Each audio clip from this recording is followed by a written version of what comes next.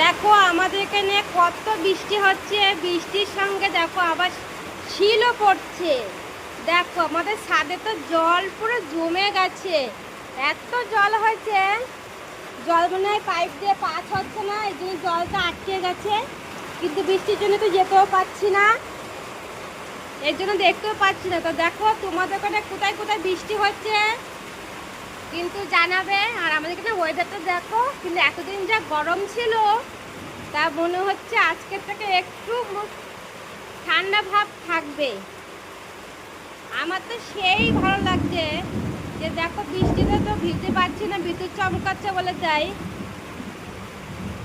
এবার তোমরা বলবে তোমাদের ওখানে কোথায় কোথায় বৃষ্টি হচ্ছে। আমি এখন ঝর্ণায় স্নান করছি। দেখো এরকম বাড়িতে ঝর্ণা বানিয়ে স্নান করেছো, তার পানি বানিয়ে স্নান করছি।